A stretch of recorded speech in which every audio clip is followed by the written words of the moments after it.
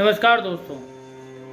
जब से तिरुपति मंदिर में प्रसाद के अंदर सूअर, गाय और मछली की चर्बी का पता चला है, तब से अंदर एक आक्रोश भी है, खून भी खौल रहा है। लेकिन उससे ज़्यादा हैरान मैं इस बात से हूँ कि इतनी बड़ी बात सामने आने के बाद में भी हिंदू समुदाय में उस प्रकार का आक्रोश नहीं है जैसा एक्चुअली होना चाहिए।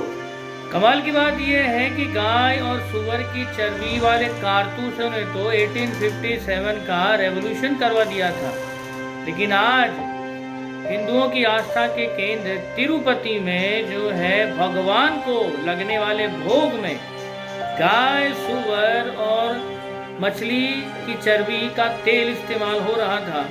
और ये पिछले 5 साल से जगन मोहन रेड्डी की सरकार कर रही थी, लेकिन उन्होंने अपने साड़ू भाई को तिरुपति देवस्थानम का अध्यक्ष बनाया था और उन्हीं की आप ये कह लीजिए देख रेख में, या यूं कह लीजिए उनकी छत्र छाया में, या यूं कह लीजिए षड्यंत्र के तहत ये सारा का सारा घटनाक्रम हुआ है।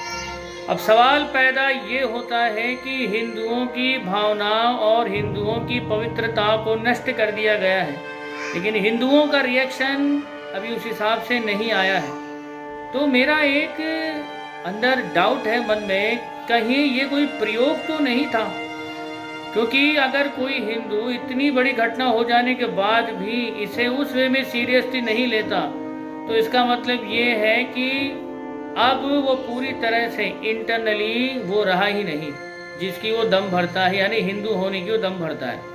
तो यहाँ पर हिंदुओं की इस खामोशी, हिंदुओं की इस शिथिलता पर मुझे बड़ा रोना आता है। और एक चीज़ जो मुसलमानों की तारीफ में मैं कहना चाहूँगा कि भले ही इनकी 72 फ़िरके हैं, लेकिन सब के सब फ़िरके एक चीज़ के ऊपर एक है, और वो है टर्म मुसलमान।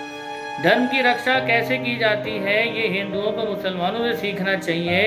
यहाँ तो उनके धर्म को पूरी तरह से जो है अपवित्र कर दिया गया, और अभी भी हिंदुओं के मुंह से एक शब्द नहीं निकल रहा है।